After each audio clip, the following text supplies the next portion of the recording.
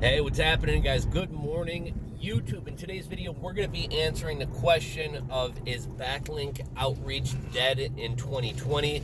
Just to give you an idea what backlink outreach is, if you're completely in the dark right now, backlink outreach is you as an e-commerce store owner, a blogger, somebody with a website, reaching out to other blogs, other webmasters, and saying, hey, I wrote a great article on XYZ topic. Do you think you could link back to it? So that's what we're going to be kind of talking about in today's video. I realize this topic does attract a lot of new bloggers, a lot of people who are new to e-commerce, a lot of people kind of just getting their feet wet in terms of SEO and things like that. So we'll kind of start off a little bit elementary. We'll talk a little bit about a backlink, what a backlink is, why backlinks are important, does backlink outreach still work here in 2020? And then if you hang on till the end of the video, I'm also going to be sharing with you 3 or 4 tactics that are actually still effective in getting backlinks, even though backlink outreach teaser is somewhat dead here in 2020. So let's hop right on into it. So what is a backlink? A backlink is when another website links to your website. Why are backlinks important? Well, in the early days of Google, when search algorithms weren't nearly as sophisticated, when AI wasn't as good, when technology in general wasn't as good, one of the few signals that Google had to go off of in terms of what sites should we rank at the top, what sites are the most important, is backlinks. And the idea being, if somebody links to your site, that must mean it's valuable content. If more important or more authoritative websites link to your site, that must mean you have something good to say, or there's something important about your site. And that's why backlinks, play a role in search algorithms. That's why backlinks are important. Now, you could argue that backlinks today are less important than they were 5 years ago, 10 years ago, 15 years ago, 20 years ago. And that it probably is true, but backlinks, a lot of people argue content is king, backlinks aren't that important. Backlinks, according to Google, are still the #1 ranking signal that they take into consideration when they're kind of factoring who's going to rank at the top of search engine results. However, backlinks are probably theoretically less important than they were years ago, because it is somewhat easy to kind of game the system.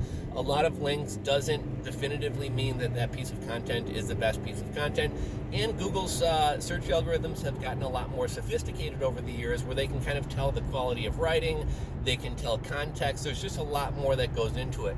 One example I often like to give, which was from the Google BERT update, is if you were to search for how to catch a spotted cow. Years ago, Google would just see the word cow and it would be like, how to catch cows. And if there weren't any articles on how to catch cows, they would probably serve you results about how to raise cattle. The term spotted cow refers to, I believe, a spotted bass. And so today, if you were to search how to catch a spotted cow, Google is sophisticated enough that they would be able to tell that spotted cow actually means a fish and not cattle, not an actual cow, and they would actually serve you results about fishing or how to catch a bass. So that's kind of how Google search algorithm has gotten a lot more advanced, and why backlinks are, in theory, maybe a little bit less important than they were years ago. Now, in terms of backlink outreach, I don't know if they still have the job of Link Monkey around. Link Monkey actually used to be a job at agencies, and if any of you guys work at an agency or even work in-house doing digital marketing or SEO with a company, let me know if you guys still have Link Monkeys, or if part of your job responsibility is being a Link Monkey. But essentially, as a Link Monkey, your entire job, 8 hours a day, was to email other bloggers, other websites, and say, hey, we wrote a great article about XYZ piece. Would you mention it? Or would you replace this link? And then they'd also go through and go through over backlinks from the last year, and if any backlinks have turned into 404 errors, they'll reach out to those blogs and those websites and say, hey, we noticed that this, you got a broken link on your site. It would help your site and it'd help you avoid 404 errors if you replace that, and it'd help me get a backlink. And so that was kind of the job of a Link Monkey. I'm not really sure if that exists anymore. In terms of, is backlink outreach dead here in 2020? I think it kind of is. I run a couple websites. I run one pretty large, actually I run a chain of pretty large, pretty authoritative websites,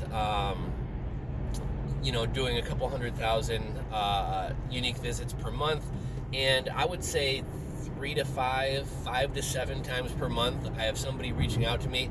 Hey, we wrote a great article about XYZ topic. Would you mind linking to it? Or you wrote a blog post or an article about XYZ topic and you linked to this article about XYZ.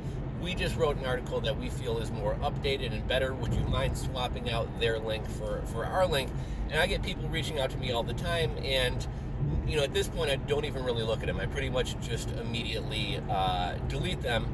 And why? Because there's just really zero incentive for me. Let me kind of rephrase this. So part of it is the websites that I'm running are e-commerce websites. The number one rule with an e-commerce website is and really any website for that matter, but especially e-commerce, is keep somebody on your website. I want somebody on my website. I want them bouncing around on the website. I want them shopping. I want them buying things, and I want them converting. I'm not really looking to send them off to go read other content or anything like that.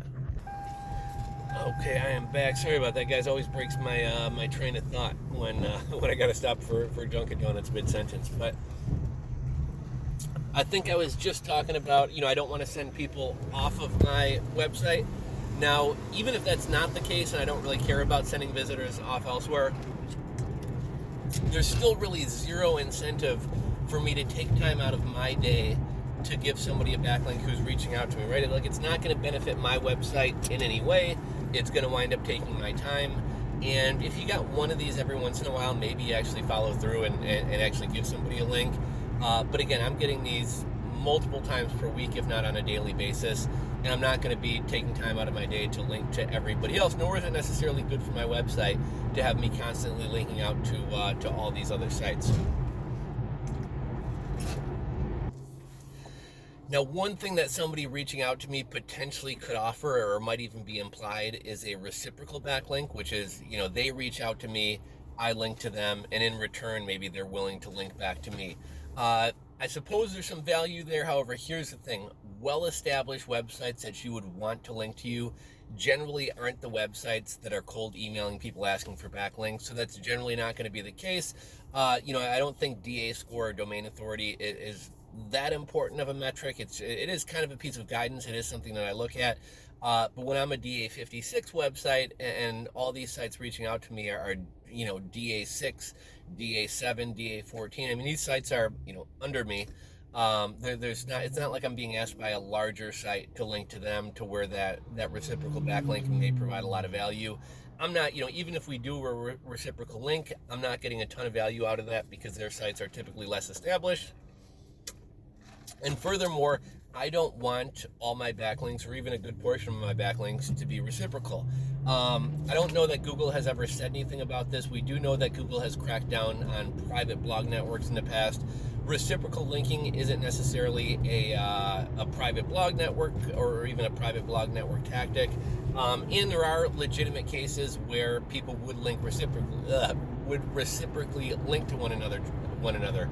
An e-commerce website who sells a product of a particular brand may link to that brand, and then that brand may have a page on their website, find our retailers, or find a retailer in your area, and that manufacturer may link back to the e-commerce site. So there's a completely white hat legitimate reason for reciprocal backlinks. But generally speaking, if a lot of my backlinks that Google's looking for an organic, natural backlink profile, which is why it's important to get do follow and don't follow backlinks, which is why it's important for your backlinks to come in at a normal pace over time, as opposed to like buying a bunch of backlinks and having your site get a bunch at once.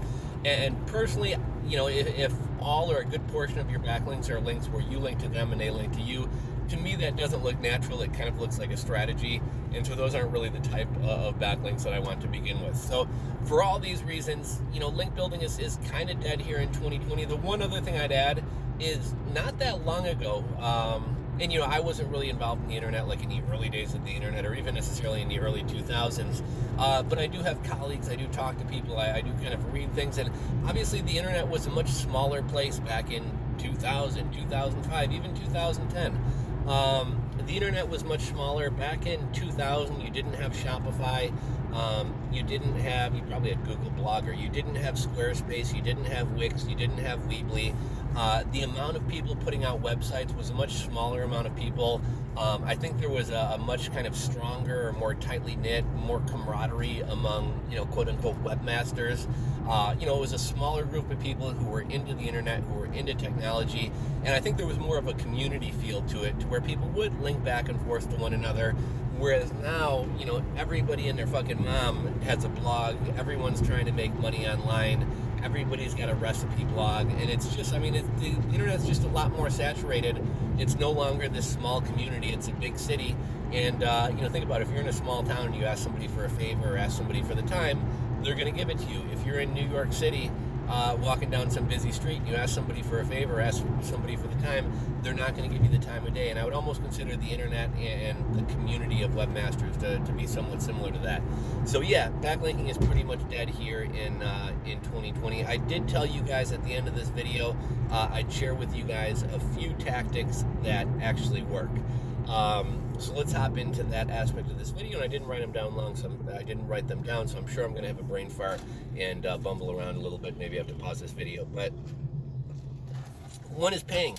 Money matters to everybody. I'll tell you what, all these emails that I immediately pretty much delete that say, hey, I wrote an article about this. Would you use this as a backlink, or would you link back to it? Those get immediately deleted. If somebody offers me money, I'll probably wind up giving them a backlink. I would suggest starting with a small amount of money. If you have a shitty blog, it's probably going to take a couple $100 for me to link to you, and even then I might not or probably won't link to you. Offer $20, offer $50, offer a small amount of money. At least it opens up the door. And actually, first off, I'm sure you'll be surprised by the amount of people that'll take a small amount of money. I recently saw a post on, I think it was Reddit, and somebody was talking about, I'm done using link building agencies. I just found out that one of the backlinks that they got me and they charged me $200 for or $300 for, they paid $20 or $25 to the webmaster for that backlink, and they were like, this is such a ripoff. I don't think that was a ripoff. That's every business. Every business has a markup, right? When you go buy a pair of Nike shoes, that pair of Nike shoes you paid $180 for. That didn't cost them $180 to make. It cost them like $2.50. Every business marks things up. Every business makes money. Companies that you're paying for links are no different. But what struck me about that is how cheap, a link that somebody would happily pay $200 or $300 for can be gotten for $20. So upon contacting webmasters and saying, hey, I'll give you $20, I'll give you $25 for a backlink to this article, I think you'll be surprised how many of them wind up taking that small amount of money, because it adds up. 20, 40, if someone gets hit up 3 times a day, that's $60 a day off 30 seconds of work, dropping 3 links for people.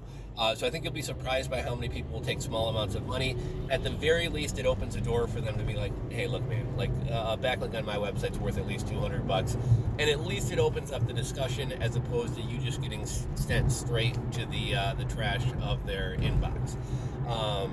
So I would suggest, not just saying I'll pay you or asking how much would it cost for a backlink.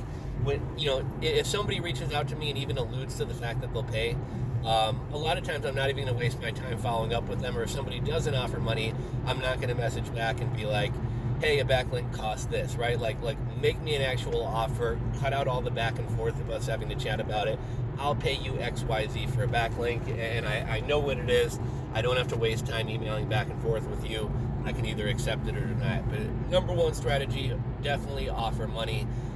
Number 2, technically this, I guess it would sort of fall into the backlink outreach area, but I would consider it more guest posting, which is kind of a different strategy and a different tactic. Guest posting is where you're like, hey, I really like your blog. I'm interested in this topic as well. Could I write a piece for you? Would you be open to a guest blog post, or can I write a piece for you? So if I contact a paddleboard blog, sub paddleboarding, and I'm like, hey, I'd love to write I'm in Chicago, I'm an avid paddleboarder, I'd love to write an article for you about the best places to go paddleboarding in Chicago. A lot of people are looking for places to paddleboard. A lot of the forest preserve lakes don't let you go paddleboard there. So that would be a valuable piece of content to that blog. It would probably be a fairly easy topic to rank for. I have the knowledge of where to paddleboard in the Chicago area. So that guy gets a valuable piece of content for his website that's going to rank well, that his viewers will enjoy.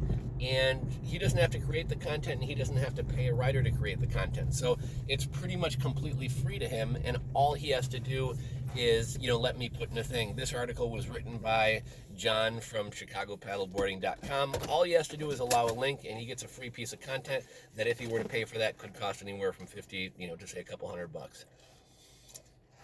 That's another strategy. I would consider that, guest blogging to be a little bit of a different tactic, but we'll still kind of throw it into this discussion in this roundup here. Next strategy, I already kind of mentioned, I'm not a huge fan of this one, but reciprocal backlinking. Reciprocal backlinking is like, hey, I'll link to you if you link back to me. If you want this strategy to be effective, I would suggest contacting blogs that are on your level or below your level. If you just started your blog 3 months ago, you got 15 backlinks and you got a DA score of 15, don't be contacting the Huffington Post asking for a backlink. Contact a blog that's at or around your DA score, or even better, lower. It's going to provide more benefit to them than it does to you. However, in theory, as their blog winds up growing, and I would focus on blogs that you think are going to be around 3 months from now, 6 months from now, a year from now, not just some like thrown together .blogspot site.